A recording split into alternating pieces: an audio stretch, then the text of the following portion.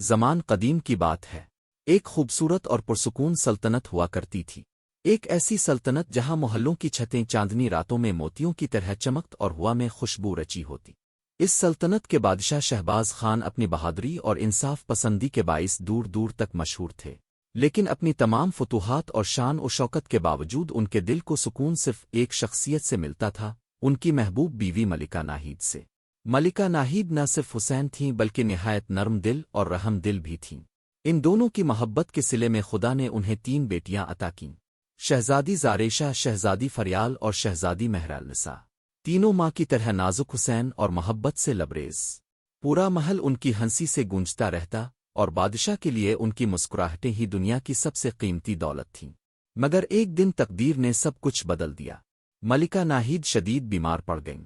پورے محل میں غم کا سایہ چھا گیا۔ تمام طبیب، حکیم اور معالج بلائے گئے مگر کوئی علاج کارگر نہ ہوا۔ آہستہ آہستہ ان کی سانسیں کمزور ہونے لگیں اور محل میں خاموشی چھا گئی۔ شہزادیاں دن رات اپنی ماں کے پاس بیٹھتیں، ان کے ہاتھ تھامے روتی رہتیں۔ ایک روز ملکہ ناہید نے کمزور آواز میں بادشاہ شہباز خان کا ہاتھ پکڑا اور کہا، مجھے محسوس ہو رہا ہے میرا وقت قریب ہے، لیکن مجھ سے ایک وعدہ کرو۔ اگر چاہو تو میرے بعد شادی کر لینا، یہ تمہارا حق ہے، لیکن خدا کے واسطے میری بیٹیوں کو کبھی تنہا مت چھوڑنا، خود ان کا خیال رکھنا۔ یہ کہہ کر ملکہ نے شوہر کے آنسو پونچھے، مسکرائیں اور ہمیشہ کے لیے آنکھیں بند کر لیں۔ اس لمحے محل کے تمام چراغ جیسے بجھ گئے۔ غم نے ساری سلطنت کو اپنے حصار میں لے لیا۔ بادشاہ نے عہد کیا کہ وہ دوبارہ شادی نہیں کریں گے۔ اب ان کی زندگی کا مقصد صرف بیٹیوں کی پرورش تھا۔ وہ ان کے ساتھ کھیلتے، کہانیاں سناتے، ان کے غم اور خوشیوں میں شریک ہوتے۔ محل میں ایک خادمہ بھی تھی جس کا نام نازیہ تھا، ظاہر میں نہایت نرم دل، خیال رکھنے والی اور خدمت گزار۔ وہ شہزادیوں کے پسندیدہ کھانے بناتی، ان کے لیے تازہ پھول چنتی اور محبت کا جال ان کے گرد باندھ لیتی۔ بادشاہ مطمئن تھے کہ ملکہ ناہید کے بعد بھی ان کی بیٹیوں کا خیال رکھنے والا کوئی ہے، مگر چہرے دلوں کے ارادے نہیں بتاتے۔ نازیہ کا مقصد کچھ اور تھا۔ وہ تخت و تاج کی حریص تھی۔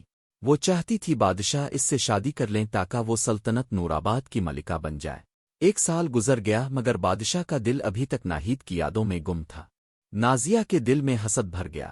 ایک رات وہ آئینے کے سامنے بولی، اگر یہ 3 شہزادیاں میرے راستے میں نہ ہوتی تو آج میں بھی اس محل کی مالکہ ہوتی۔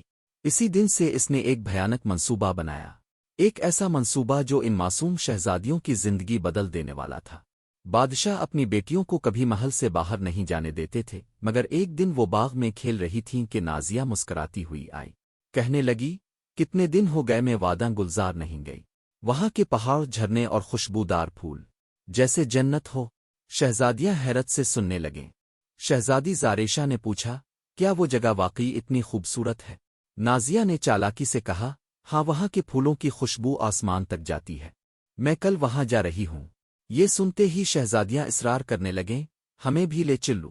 نازیہ نے مصنوعی مسکراہٹ کے ساتھ کہا، لیکن تمہارے والد اجازت نہیں دیں گے۔ شہزادیاں اداس ہو گئیں۔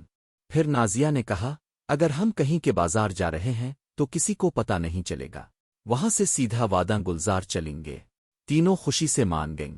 بادشاہ نے پہلے منع کیا مگر بیٹیوں کے اصرار پر چند محافظوں کے ساتھ جانے کی اجازت دے دی۔ اگلی صبح شہزادیاں سجے ہوئے شاہی رتھ میں روانہ ہوئیں۔ راستے کے بازاروں کی رنگینی دیکھ کر وہ خوش ہو گئیں، مگر جیسے ہی رتھ ایک سنسان مقام پر پہنچی، نازیہ نے کہا، رتھ روکو، میرا پیٹ درد کر رہا ہے۔ رتھ رکی ہی تھی کہ اچانک ڈاکوؤں کا ایک گروہ نمودار ہوا۔ محافظوں نے لڑنے کی کوشش کی مگر سب مارے گئے۔ شہزادیاں خوف سے لرز گئیں۔ نازیہ نے جھوٹا ہمدردی بھرا لہجہ اختیار کیا، میرے ساتھ چلو، میں تمہیں محفوظ جگہ لے جاتی ہوں۔ وہ تینوں بھاگتے بھاگتے ایک سنسان مقام پر پہنچی جہاں صرف ایک پرانا کنواں تھا۔ نازیہ نے کہا، چلو کچھ پانی پی لیتے ہیں۔ جیسے ہی شہزادیاں کنویں کے قریب گئیں، نازیہ نے انہیں دھکا دے دیا۔ وہ چیختی رہ گئیں مگر وہ ہنستی رہی۔ کیا تم جانتی ہو تمہاری ماں کی موت کیسے ہوئی؟ میں نے ہی اسے زہر دیا تھا اور آج تم بھی اسی انجام کو پہنچو گی، کہہ کر وہ قہقہے لگاتی چلی گئی۔ کنویں میں پانی کم تھا۔ شہزادیاں ایک طرف بنے پتھر کے کنارے پر بیٹھی رہیں۔ وقت گزرتا گیا۔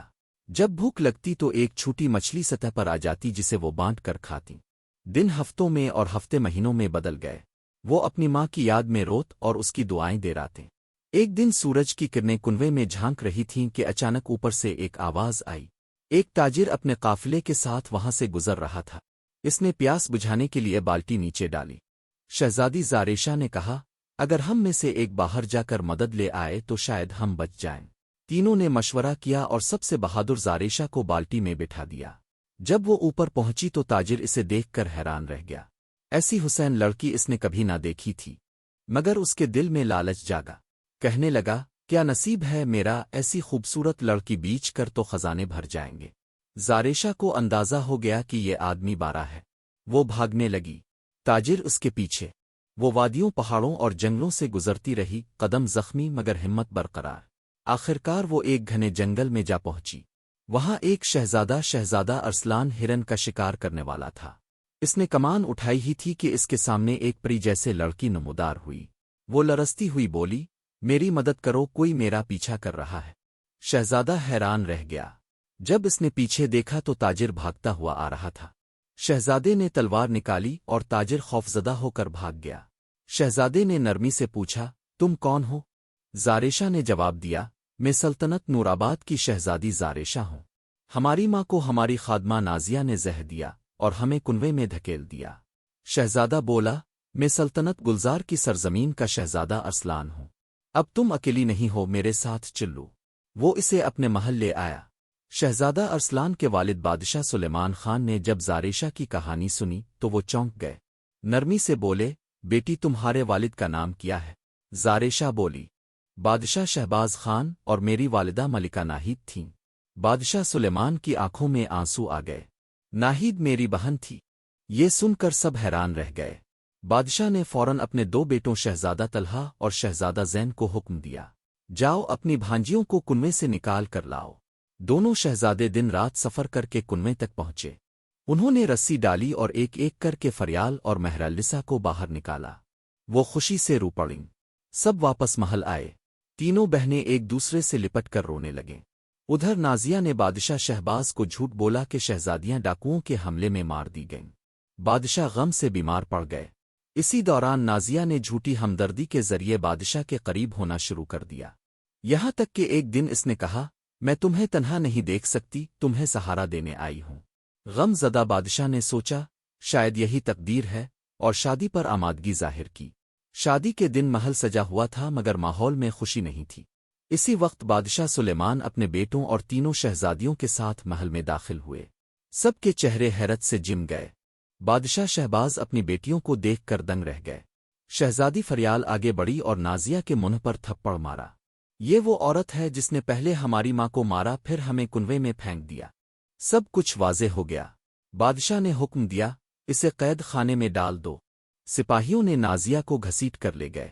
محل میں خاموشی چھا گئی۔ بادشاہ شہباز نے بیٹیوں کو گلے لگا لیا۔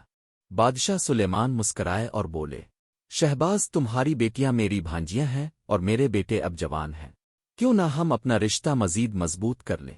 یوں دونوں سلطنتوں میں خوشی کی لہر دوڑ گئی۔ شاہی محل جگمگا اٹھے۔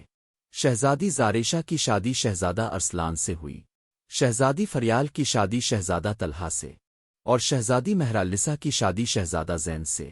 یوں دونوں سلطنتیں نورآباد اور گلزار کی سرزمین ہمیشہ کے لیے محبت، امن اور خوشیوں کی وادی بن گئیں۔